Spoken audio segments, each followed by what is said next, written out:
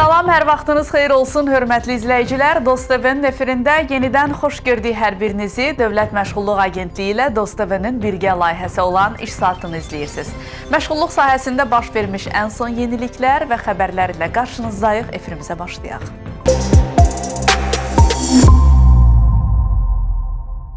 Bugün iş saatında peşə hazırlığından danışacağıq. Peşə hazırlığı ilə bağlı hansı işlər görülür, hansı yeniliklər var, studiyamızın qonağı olacaq və bu barədə ətraflı onunla söhbət eləyəcəyik.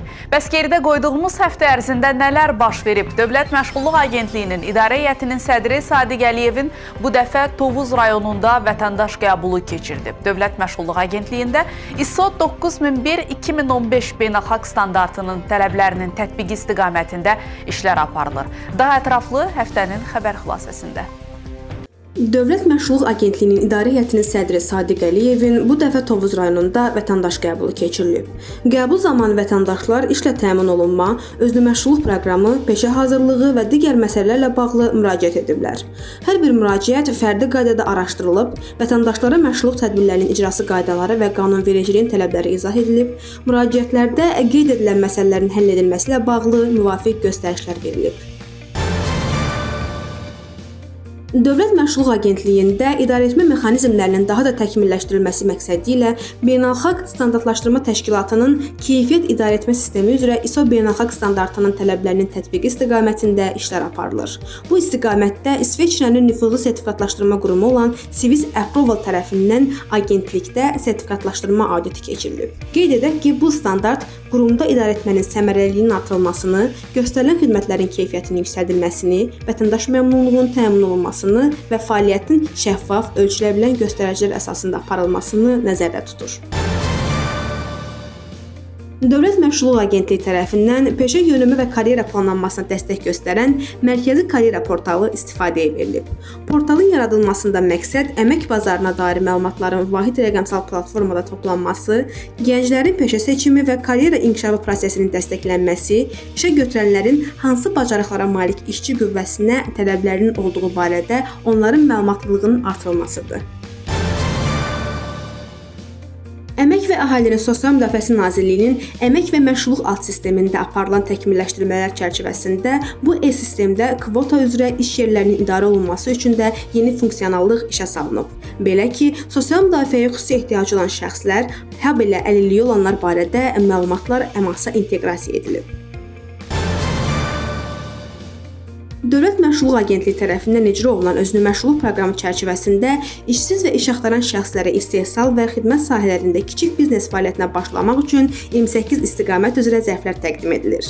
Öz biznes ideyasını reallaşdırmaq istəyən şəxslər özünə məşğulluq proqramına müraciət edərək təqdim olunan imkanlardan faydalana bilərlər. Təkcə cari ilin 11 ayı ərzində 4329 şəxs istehsal və xidmət istiqamətləri üzrə müvafiq aktivlərlə təmin ediliblər.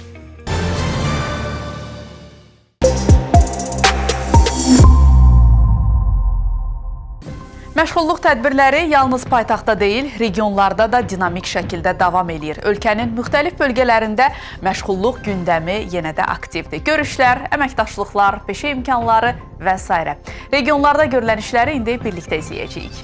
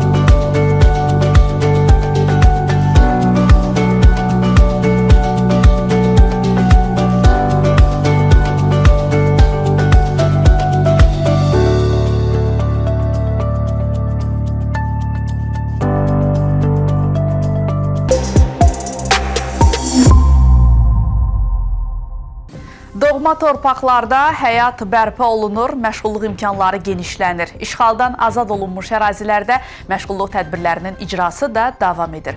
Böyük qayıdış çərçivəsində həyata keçirilən tədbirlərlə indi təqdim edəcəyimiz rubrikada tanış olacağıq. Qarabağ Regional Məşğulluq Filialı ilə Xankəndidə yerləşən Azkotun Məhdud Məsuliyyətli Cəmiyyətinin nümayəndələri arasında görüş olub. Görüş çərçivəsində birgə əməkdaşlıq məsələləri müzakirə edilib, həmçinin müəssisədə davam edən peşə kursunun gedişatına və istehsalat prosesinə baxış keçirilib. Şərqi Zəngəzur Regional Məşğulluq Filialının təşkilatçılığı ilə Zəngilan rayonunun Ağalı kəndində Zəngilan Su Meliorasiya Sistemlərinin İstismarı İdarəsi və Dost Aqropark MMC ilə birgə işə qəbul üzrə görüşlər keçirilib.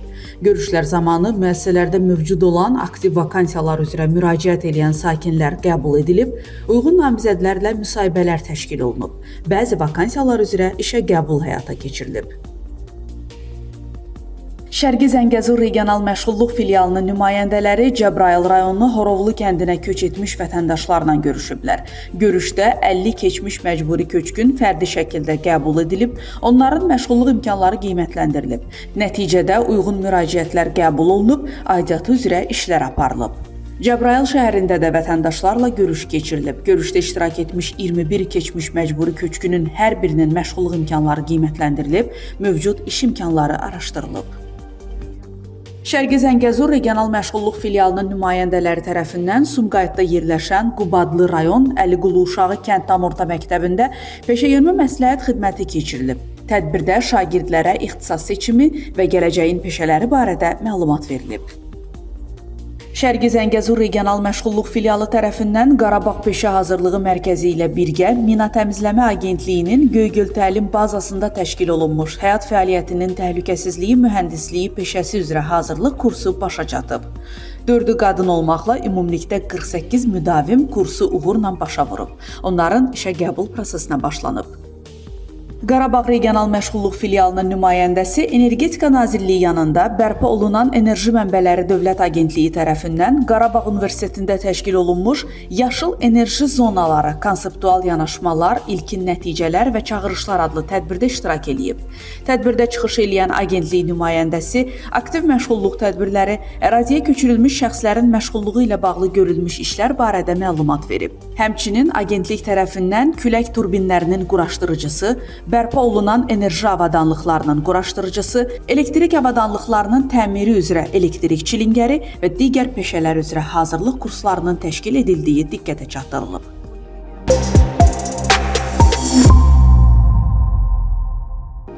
Bugünkü efirimizin mövzusu əvvəldə də qeyd etdiyim kimi peşə hazırlığıdır. Peşə hazırlığı kurslarının məqsədi iş axtaran və işsiz şəxslərə müvafiq bilik və bacarıq verməklə qısa müddət ərzində əmək bazarının tələblərinə cavab verən ixtisaslı kadrların hazırlanması və işlə təmin edilməsidir. Elə işlə təmin olunan belə şəxslərdən biri də Tunar İsmailzadədir.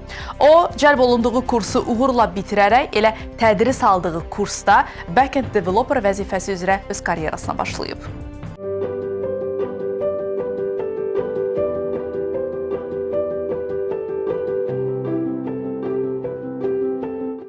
2021-ci ildə Bakı Dövlət Rabitə və Nəqliyyat Kollecində kompüter sistemləri və kompleksləri üzrə təhsil almışam. Həmin illərdən məndə bu sahə üzrə maraq yaranmışdı. Mənə məşğulluq agentliyinə müraciət etməyə məsləhət gördülər və dedilər ki, orada tam ödənişsiz, təqaüdlü peşə kursları var. Mən də bu məlumatı aldıqdan sonra öz yaşadığım ərazi üzrə məşğulluq idarəsinə müraciət etdim. Bir ay sonra mənə təsdiq barədə müraciət gəldi və məni Kodlandiyaya dəvət etdilər. Sonrakı bir ay ərzində mən müsahibələrdən və imtahanlarda iştirak etdim və uğurlu nəticə əldə etdim. 2024-cü ilin mart ayında artıq bizim tədrisimiz başladı.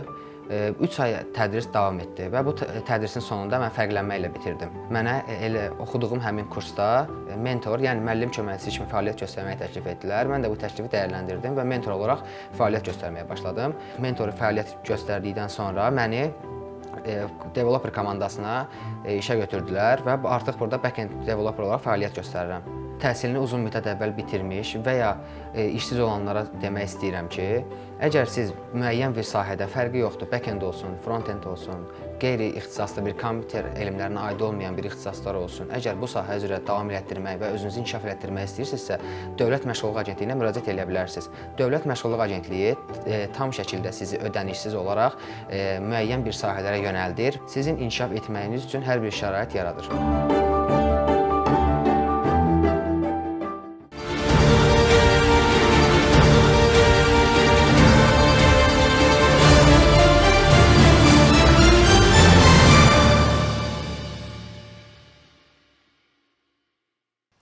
Efirimiz davam edir, hörmətli tamaşaçılar. Bugün iş saatında qeyd elədiyim kimi peşə hazırlığından danışacağıq. Peşə hazırlığı kurslarının təşkili, bu istiqamətdə hansı işlər görülür? Bu barədə daha ətraflı indi studiyamızın qonağı ilə müzakirəmiz olacaq və iş saatının bugünkü qonağı Dövlət Məşğulluq Agentliyinin Peşə Hazırlığı Departamentinin müdiri Namiq Məmmədovdur. Xoş gördük sizi, Namiq müəllim. Xoş gəlmisiniz.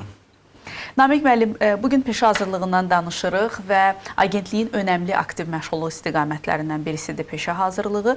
Daha öncə də Dost TV vasitəsilə müxtəlif verilişlərdə bu barədə məlumatları çatdırmışıq tamaşaçılarımıza. İstəyirik ki, həm hazırki cari vəziyyətə olan məlumatları təqdim eləyək, həm də ki, nələr planlaşdırılır, bu barədə sizdən məlumat alaq. Biz bilirik ki, bugün əmək bazarı sürətlə dəyişir, tələblər dəyişir və belə olan halda da peşə hazırlığının rolu və önəmi daha da artır. İstəyirəm ki, bu önəmdən danışaq. Nəyə görə bu qədər xüsusi olaraq vacib hesab olunur bugünkü əmək bazarında? Qeyd etdiyiniz kimi, ilk öncə minnətdarlığımı bildirirəm ki, bu mövzuya diqqət yetirirsiniz. Qeyd etdiyiniz kimi, peşə hazırlığı Dövlət Məşğulluq Agentliyinin apardığı aktiv məşğulluq tədbirlərinin ən vacib komponentlərindən biridir. Və bugün peşə hazırlığına cəlb edilən vətəndaşların sayı da onu deməyə imkan verir ki, bu vətəndaşların peşə hazırlığına cəlb edilməsi onların əmək bazarına inteqrasiya edilməsinə çox böyük töhfə verir. Peşə hazırlığı Dövlət Məşğulluq Agentliyi tərəfindən həyata keçirilən peşə hazırlığı kurslarında biz həm vətəndaşlara peşə bacarıqlarının aşılanması ilə yanaşı, eyni zamanda əmək bazarına hazır olmalarıyla əlaqədar olaraq da müəyyən bir biliklər də aşılamağa çalışırıq və onları bu bazarın sərt tələblərinə uyğunlaşdırması üçün müəyyən dəstək verici tədbirlər həyata keçiririk. Qeyd edildiyi kimi, Dövlət Məşğulluq Agentliyi həm agentliyin nəzdində fəaliyyət göstərən peşə hazırlığı mərkəzləri vasitəsilə kurslar həyata keçirir. Eyni zamanda özəl təlim müəssisələrini də bu prosesə cəlb etməklə peşə kursları təşkil edir və 2025-ci ildə qeyd etmək istərdim ki, 83 ixtisas üzrə ümumilikdə 17 mindən artıq vətəndaş, işsiz və iş axtaran vətəndaş peşə hazırlığına cəlb edilmişdir. Bu hansı ilin göstəricisi? 2025-ci ilin ilk 11 ayının yekunlarıdır və artıq dekabr ayının da sonuna yaxınlaşırıq. Müəyyən qədər hələ də əlavə kurslarımız formalaşmaqdadır və ilin axırına bu rəqəmin biraz da artması gözlənilir. Və müsbət hal ondan ibarətdir ki, 2025-ci ildə məzun olmuş 11 mindən yaxın vətəndaşımızın təqribən 7 mindən artığı işlə təmin olmuşdu. Yəni artıq əmək bazarına fəal inteqrasiya edə bilmişdilər və onlar əmək bazarının təhlili onu göstərir ki, hal-hazırda bu vətəndaşların həm iş yerində qalma müddətliyinin intensivliyi, aralıqları çox yüksəkdir. Eyni zamanda müddət keçdikcə onların əmək haqlarında da artımlar müşahidə edilməkdədir. Və müsbət hal ondan ibarətdir ki, bu peşə hazırlığı kurslarına təkcə ali təhsil və orta ixtisas və yaxud da ki, tam orta təhsilli vətəndaşlarımız deyil, eyni zamanda ibtidai təhsili sadəcə olan vətəndaşlarımız da cəlb olunurlar. Bu çox əmək bazarı üçün riskli qruplar hesab olunur. Çünki hal-hazırda 21-ci əsrdə məhdud təhsilli adamların əmək bazarına inteqrasiyası çox sürətlənir. Nəzərə alsaq ki, artıq 21-ci əsrdə süni intellekt, texnologiya çox inkişaf eləyir və əl ilə edilə biləcək işlərin siyahısı azalmaqdadır. Bu arada bu cür vətəndaşların qısa müddətdə adaptasiya olunub, əmək bazarının tələblərinə uyğunlaşaraq əmək bazarına inteqrasiya edilməsi çox mühüm bir prosesdir. Nəzərə alaq ki, 2025-ci ildə 800-dən artıq bu cür təhsilə malik olan, yəni sadəcə ibtidai təhsilə malik olan vətəndaşlarımız peşə hazırlığına cəlb olunmuşlar və onların əksəriyyəti işə təmin edilmişlər. Biz bilirik ki, peşə hazırlığından sonra işlə təminat prosesi də bir qədər müəyyən bir müddət çəkir. Ümumiyyətlə, peşə hazırlığının təşkilinə qədər də gedilən bir yol var. Agentlik tərəfindən necə təşkil olunur bu proses? Peşə hazırlığı, belə deyək, vətəndaş üçün necə başlayır və necə nəticələnir?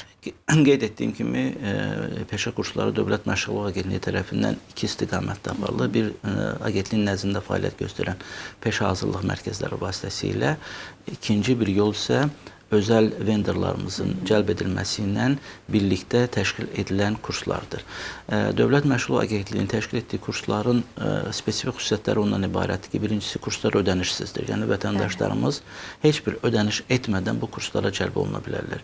İkincisi, təhsil müddəti, təlim müddəti dövründə aylıq təqaüdlə təmin edilirlər. Üçüncüsü, iş yerlərində təcrübə imkanı əldə edirlər, nəzəri və praktik bacarıqlara sahib olurlar və ən əsası həm müəssisə tərəfindən, həm də ki, Dövlət Məşğulluq Agentliyi həmin məzunların sonunda işlə təmin edilməsinə dəstək verir. Yəni, biz mütəmadi olaraq məzunlarımızı izləyirik və onları müxtəlif müəssisələrə göndəriş veririk, işlə təminatla əlaqədar olaraq və əksər hallarda uğurlu olur, amma bəzi hallarda müəyyən səbəblər üzündən uğursuz hallar da olur və bu da artıq məzunun təhsil səviyyəsindən, yəni mənimsədiyi bilik və bacarıq səviyyəsindən, eyni zamanda bir sıra hallarda işə götürənlə işçi arasında münasibətlərdən doğan səbəblərlə əlaqəli olur. Namiq müəllim, bir qədər əvvəl sizin də qeyd elədiyiniz kimi artıq dekabr ayı da bitmək üzrədir. İlin ötən dövrünü, belə deyək, necə qiymətləndirmək olar peşə hazırlığının təşkili baxımından və hansı nəticələr əldə edilib? İlk öncə onu qeyd edim ki, keçən il nisbətən peşə hazırlığına cəlb olunmada 14%-dən artıq cəlb olunma müşahidə etməkdədir. Əgər keçən il 16 minə yaxın vətəndaşımız peşə hazırlığına cəlb edilmişdi, artıq İlk 11 ayda peşə hazırlığına cəlb edilən vətəndaşların sayı 17.154 nəfər təşkil etmişdir. Vətəndaşların işlə təminatı səviyyəsində də yüksəlmə mövcuddur. Keçən ilə nisbətən daha çox vətəndaşımız, daha çox məzun olmuş vətəndaşımız işlə təmin edilmişdir. Müsbət hallardan biri ondan ibarətdir ki, əgər keçən illər, əvvəlki illərdə müəssisələrdən xaric olma səviyyəsi çox yüksək olurdu. Bu il isə bu 14%, 15% həcmində təşkil edir. Bu agentlik tərəfindən keçən il xüsusən özəl müəssisələrlə birlikdə həyata keçirilən əməkdaşlıq çərçivəsində tətbiq edilən bir sıra qaydalarda dəyişikliklərlə əlaqədardır ki, bu il artıq həm özəl müəssisələr, həm də Dövlət Məşğulluq Agentliyinin regional filialları bu prosesə daha ciddi yanaşırlar və həm müdavim seçimində, həm müdavimlərin təlim müddətindəki davranış, onların davamiyyətləri ilə əlaqədar olaraq izlənmə prosesi daha sərtləşib, daha ciddiləşib və bu da imkan verir ki, xaric olma səviyyəsi azalsın. Eyni zamanda yeniliklərdən biri ondan ibarət ki, biz artıq beynəlxalq sertifikatlaşmanı da həyata keçiririk. Məzunlarımızın beynəlxalq sertifikata çıxışlarının da təmin edilməsi üçün şərait yaradırıq. Bunu eyni zamanda müəssisələrdə stimullaşdırırıq. Bizdən əməkdaşlıq edən təlim müəssisələri əgər məzunlara, müdavimlərə beynəlxalq sertifikat proqramlarına qoşulma imkanı verirlərsə, bu da onların göstəricilərinə müsbət təsir göstərir. Əsas dəyişikliklər, əsas müsbət cəhət ondan ibarətdir ki, məzunlarımızın işlə təmin edilməsi səviyyəsi artmaqla yanaşı onların əmək haqlarında da keçən il nisbətən artım müşahidə edilmişdir. Əgər əvvəlki illərə nisbətən məşğul olan məzunlarımızın əmək haqqı səviyyəsi elə yüksək deyildi. Bu il artıq bir sıra ixtisaslar üzrə, xüsusən yüksək texnologiyalar, IT sektorunda olan məzunlarımızın əmək haqqları orta illik əmək haqqı nisbətindən ölkə üzrə yüksəkdir. və bu da həm bizim karyera məsləhətçilərimizi, həm də ki, işsiz vətəndaşlarımıza müəyyən qədər imkan yaradır ki, bu kurslardan daha səmərəli istifadə etsinlər və vaxtlarını daha səmərəli istifadə edərək münasib iş tapa bilsinlər. Siz beynəlxalq sertifikatları qeyd elədiniz, bu mənim diqqətimi çəkdi. Yəni ki, vətəndaş hansı ki, o kursa cəlb olunub. Bu, yəqin ki, bütün kurslara aid deyil, bütün istiqamətlər üzrə. Bunu biraz açmağınızı xahiş eləyəcəm. Həmin kursu bitirəndən sonra ödənişsiz şəkildə beynəlxalq kursa da mı qatıla bilir, yoxsa şəxsə həmin kurs beynəlxalq akkreditasiyadan keçdiyi üçün sertifikat mı verilir? Bir sıra ixtisaslar üzrə beynəlxalq sertifikatları tanıyırıq və o ixtisaslar üzrə əgər hər hansı bir təlim kursunda paralel olaraq bu cür təlimlər də həyata keçirilib və bizim müdavimlərə imkan yaradılır ki, peşə beynəlxalq sertifikat əldə edilsinlər. Bu bizim anlayışımızda məşğulluq təminatına bərabər tutulur və müəssisə avtomatik olaraq həmən peşə müdavimlərin peşə beynəlxalq sertifikatla təmin etdiyinə görə əlavə ödəniş də təmin edilirlər. Yəni məşğulluq təminatı öhdəliyini icra etməyindən asılı olmayaraq artıq həmən vətəndaş üzrə ödəniş tam formada həyata keçirilir.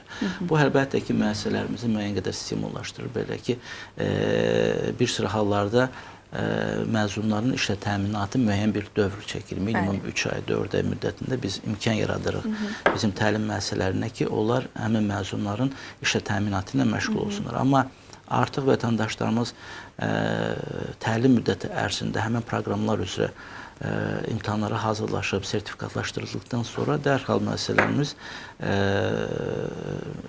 ödənişlərini əldə edə bilirlər. Hə, vətəndaş bəsinə əldə edir. Çünki bizim araşdırmalarımız onu göstərir ki, bir çox ixtisaslar üzrə əldə edilən beynəlxalq sertifikatlar əmək bazarında çox yüksək qiymətləndirilir və onların adətən işlə təminatında problem olmur və onlar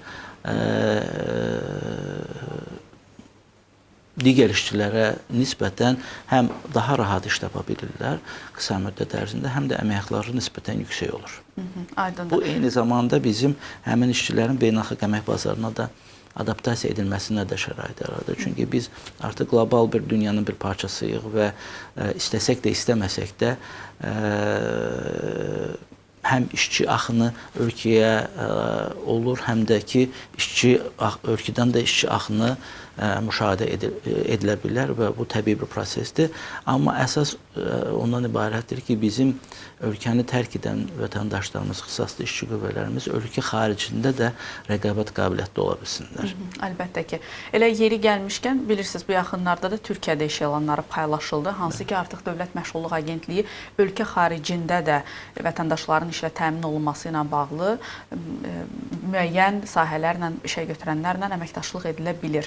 Namiq müəllim, özəl sektorun stimullaşdırılmasından danışdınız. Hansı ki, bu beynəlxalq sertifikatlar məsələsində də siz qeyd elədiniz ki, onlara əlavə ödəniş verilir və bu da onları stimullaşdırır. Ümumiyyətlə, özəl sektoru stimullaşdırmaq və peşə hazırlığının təşkilində agentliyi ilə əməkdaşlığa cəlb eləmək üçün başqa hansı tədbirlər görülür? Onlar hansı üstünlükləri qazanırlar ümumiyyətlə peşə hazırlığının təşkilində Dövlət Məşğulluq Agentliyi ilə əməkdaşlıq etməklə? İlk növbədə deyim ki, bizimlə əməkdaş edən təlim müəssisələrinin əksəriyyəti artıq təlim bazarında müəyyən müddətdir ki, fəaliyyət göstərilir və müəyyən təcrübəyə malikdirlər və stabil bir dinləyici kütləsinə sahibdirlər. Birincisi, əlavə kurslar təşkil eləməklə gəlirlərini artırmaq imkanı əldə edilir. İkincisi, işə götürənlərlə daha sıx əlaqədə çalışmağa sövq edilirlər ki, məşğulluq təminatlarını yerinə yetirsinlər və bu istiqamətdə tanınsınlar və bu istiqamətdə tanındıqları sırada eyni zamanda işə götürənlər tərəfindən də həmin müəssisələrə sifarişlər artır. Həm işləyən işçilərə əlavə təlimlərin təşkil edilməsi ilə bağlı ixtisas artırma ilə əlaqədar olur. Həm də yeni işçilərin cəlb edilməsi istiqamətində də sifarişlər artır. Eyni zamanda Dövlət Məşğulluq Agentliyində müəyyən etdiyi standartlar, tələblər baxımından həmin müəssisələr müəyyən qədər təlimin təşkili prosesində müəyyən keyfiyyət dəyişikliklərinə də başvurmalı olurlar. Çünki biz təkcə təlimlərinin kəmiyyət baxımından artmasında deyil, eyni zamanda keyfiyyət göstəricilərinin yüksəldilməsində maraqlıyıq. Bu baxımdan agentlik olaraq biz mütəmadi olaraq məzunlarımızın işlə təminat, əmək haqqı, onların işdən ayrılma səbəblərini araşdırır, onlara yenidən işlə təminatı istiqamətdə müvafiq dəstək göstərir və bu baxımdan biz həmin müəssisələri də sövq edirik ki, mütəmadi olaraq məzunlarını izləsinlər. Və bu əmək bazarı ilə sıx əlaqədə işləmək həm təlim müəssisələrini öz peşəkar fəaliyyətlərini təkmilləşmir. Çünki mütəmadi olaraq əmək bazarına sıx əlaqədə işlədikdə onlar əmək bazarında baş verən dəyişikliklərə daha çevik reaksiya verə bilirlər, daha tez uyğunlaşmağa çalışırlar və bu istiqamətdə də eyni zamanda vəsait sərf etmədən də bunu edə bilərlər. Çünki Dövlət Məşğulluq Agentliyi həmən kursları maliyyələşdirdiklərindən bunu daha az xərclərlə icra etməklə inkişaf edə bilərlər, gəlirlərini artıra bilərlər. Bu baxımdan hazırda 160-dan artıq müəssisə, özəl müəssisə bizim reyestrdə qeydiyyatda da düzdür. Biz hər il bu siyahını yeniləyirik və heç də hər il bütün müəssisələrlə əməkdaşlıq etmirik. Müəyyən müəssisələr fasilə götürürlər, müəyyən məsələləri, monitorinqlər biz həyata keçirilir və həmən məsələlərin əməkdaşlığı dayandırırıq və yaxud da ki, onların təkmilləşdirilməsi ilə əlaqədar olaraq vaxt təyin edirik. Amma mütəmadi olaraq bu sayı artmaqdadır və bizim əsas marağımız qeyd etdiyim kimi sayın artımımız deyil, keyfiyyətli təlim müəssisələrinin dayanıqlı olaraq bizdən əməkdaşlıqda qalmasıdır. Namiq müəllim, biz qeyd edirik ki, işə götürənlərin sayı artmaqda davam edir. Daha doğrusu özəl tədris müəssisələrindən, hansı ki, onlar bu mövzuda Məşğulluq Agentliyi ilə əməkdaşlığa belə deyək, maraqlıdırlar. Eyni zamanda bu da sir deyil ki, vətəndaşların da sayı artır, ilbəil peşə hazırlığına maraq göstərən və bugün də kifayət qədər müraciətlər var peşə hazırlığına. Bir çox hallarda isə kursların belə deyək, başlamasına, biraz gec başlamasından gileylənirlər və onlar istəyirlər ki, bu proses daha sürətli olsun. Təbii ki, biz bilirik ki, burada bir mərhələlər var. O mərhələləri mütləq şəkildə keçirməlidir, qərar verilməlidir və kurs yığılmalıdır ki, kurs başlasın. Qrup yığılmalıdır ki, kurs başlasın. İstəyirəm bu prosesi də qısa bir şəkildə izah eləyək ki, kurs başlayana qədər keçilən sistem nədir və müəyyən yubanmalar olursa bunun səbəbi nədir? İlk öncə qeyd edeyim ki, vətəndaşlarımız DOST və yaxud da ki, Dövlət Məşğulluq Agentliyinin regional filiallarında işsiz və ya iş axtaran vətəndaş kimi qeydiyyatdan keçməlidir. Birinci proses bundan başlayır. Çünki biz qaydalara əsasən işsiz və iş axtaran vətəndaşların peşə hazırlıqlarını təşkil edə bilirik. İkinci önəmli məqam ondan ibarətdir ki, vətəndaşlar iş axtaran və işsiz kimi vətəndaş kimi müvafiq qurumlarda qeydiyyata keçdikdən sonra bizim müvafiq mütəxəssislər tərəfindən qiymətləndirmə aparılır və həmən mütəxəssislərlə müsahibə zamanı vətəndaşlarımız əgər peşə hazırlığına istiqamətlənirlərsə, onlara bir neçə ixtisas üzrə seçim imkanı yaradılır. Və vətəndaşlar ilk növbədə öz bilik bacarıqlarına uyğun olaraq peşələrini seçməyi tövsiyə edərdim ilk növbədə və ikincisi gecikməni yaradan səbəblərdən təkcə biz tərəf deyil, yəni qrupların formalaşması deyil, eyni zamanda bir sıra hallarda vətəndaşlar özləri haqqında məlumatları dəqiq təqdim eləmirlər. Bir sıra hallarda xüsusən misal üçün xanımlar əgər müraciət edirlərsə, bir sıra hallarda onlar öz telefon nömrələrini deyil, ya valideynlərinin telefon nömrələrini, ya həyat yoldaşlarının telefon nömrələrini, kənar deməzdim, yəni özlərinin nömrələrini, telefon nömrələrini vermədiklərinə görə onlarla əlaqə saxlamaq biraz çətinləşir. Hətta bir sıra hallarda vətəndaşlar biz yaxınlarına belə məlumat verdikdə ki, onlara peşə hazırlığına cəlb edilməlidirlər və xahiş edirik ki, müraciət eləsinlər, biz artıq onları qeydiyyata salaq.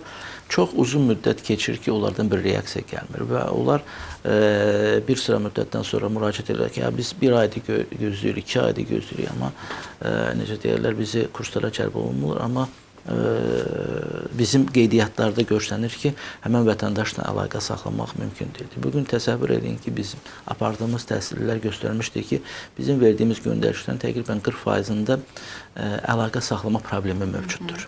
Çox təəssüflər olsun ki, bəzən ya nömrələr düzgün verilmir, həmin nömrələrdən istifadə edilmirlər və yaxud da ki, bu başqa adamların nömrələridir və kommunikasiya qurmaqda çətinlik çəkir. Ona görə birinci tövsiyəmiz və ricamız ondan ibarətdir ki, özləri haqqında dəqiq məlumatları bizim müvafiq qurumlarda qeydiyyata keçirsinlər.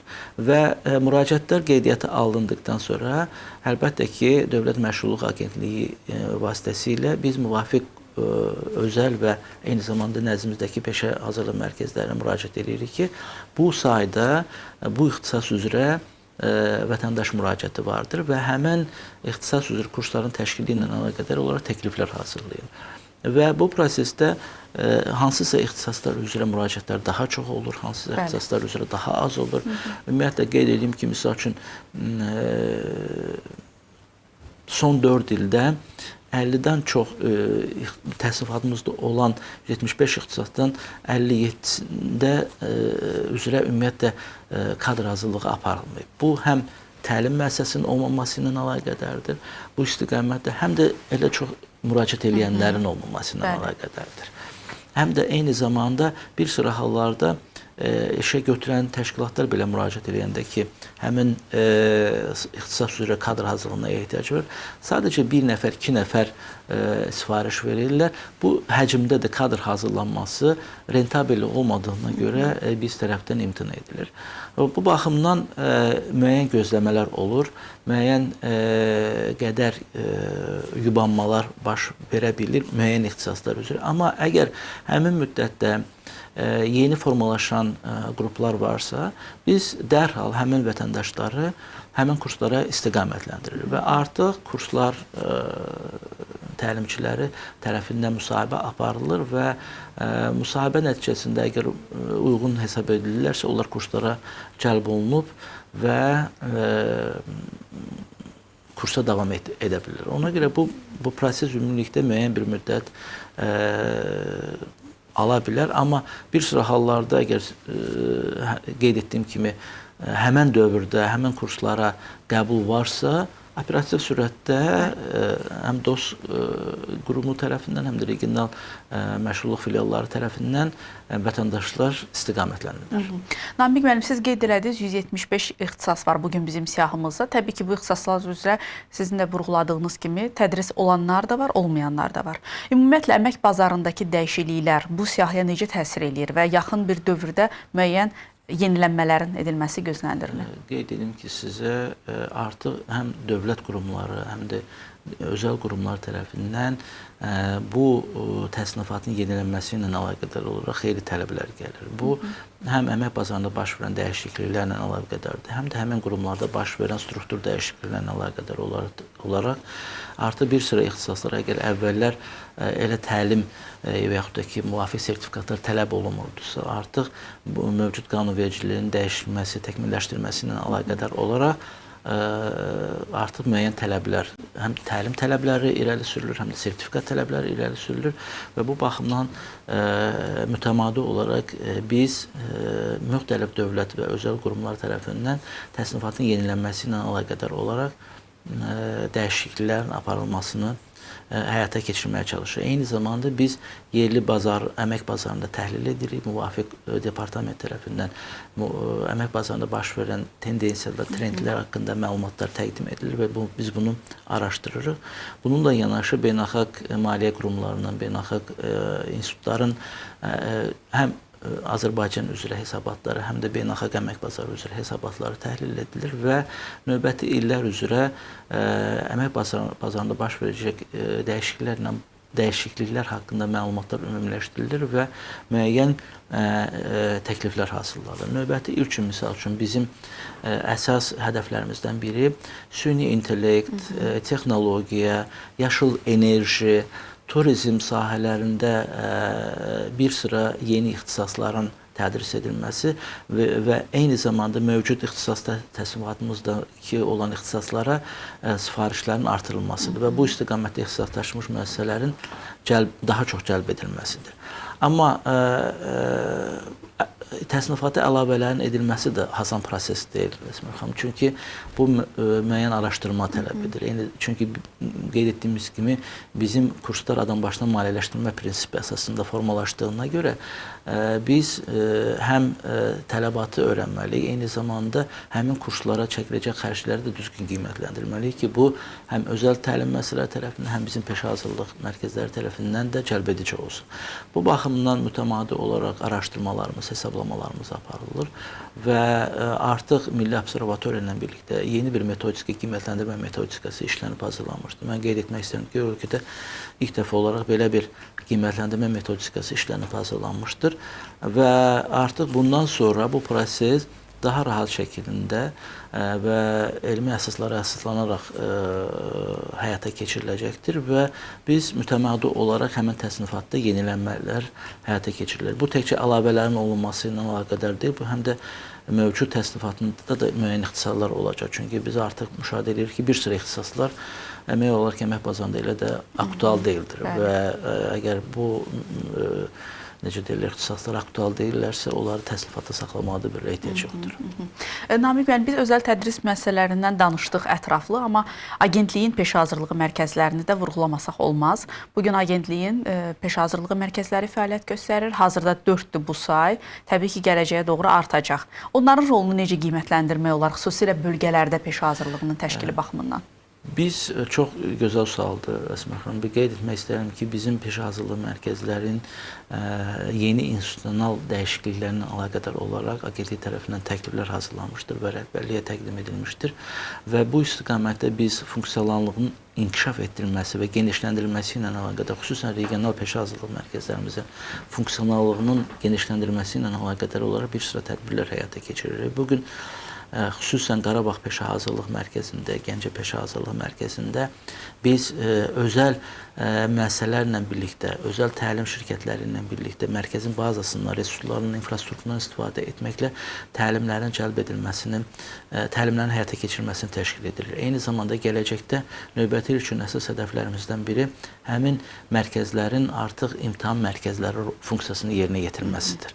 Yəni gələcəkdə həm özəl müəssisələrimiz, həm də ki peşə hazırlıq mərkəzləri tərəfindən həyata keçirilən yekun qiymətləndirmələrin biz planlaşdırırıq ki, bizim regional peşə hazırlığı mərkəzləri həyata keçirsindir. Amma bunu həyata keçirmək üçün şübhəsiz burada institusional dəyişikliklərlə yanaşı həmin müəssisələrdə çalışan əməkdaşlarımızın da ixtisas səviyyəsinin yüksəldilməsinə ehtiyac var, əlavə təlimlərə ehtiyac vardır ki, biz bunu müvafiq qurumlarla birlikdə həyata keçirməyi planlaşdırırıq. Növbəti ildə peşə hazırlıq mərkəzləri nəinki təlimlərin təşkili ilə əlaqədar olar, bir sıra digər funksional tədbirlərə də qoşulacaqdır və onlar daha aktiv olacaqdır. Əla. Təşəkkür edirəm sizə, Namiq müəllim, ətraflı məlumatlar üçün bizə məlumat verdiniz və belə görürəm ki, bu söhbətdən belə nəticə çıxartmaq olar ki, 2026-cı ildə bizi bir sıra yeniliklər gözləyir və biz peşə hazırlığı barədə tez-tez danışacağıq. Təşəkkür edirəm sizə gəldiyiniz üçün və uğurlar arzulayıram. Belə hörmətli tamaşaçılar, iş saatını izləyirdiniz. Biz bugünkü efirimizdə peşə hazırlığı kurslarından, peşə hazırlığının təşkilindən danışırdıq və eyni zamanda 2026-cı il üçün nələr planlaşdırılır, bu barədə də qısa bir məlumat verdik. Daha ətraflı əlbəttə ki, bütün bu planlar reallığa çevrildikcə sizin diqqətinizə çatdıracağıq. Məşğulluq xidmətlərindən, məşğulluq sahəsində baş verən məlumatlardan necə xəbərdar ola bilərsiniz? Əvvəla Dost TV vasitəsilə və eyni zamanda Dövlət Məşğulluq Agentliyinin rəsmi sosial şəbəkə hesablarını izləməklə, saytımız vasitəsilə də eyni zamanda xəbərlərimizi əldə edə bilərsiniz. İş saatında bugünlük sizə çatdıracaqlarımız bu qədər. Növbəti həftə yenə görüşəcəyik. Özünüzü qoruyun. Hələlik.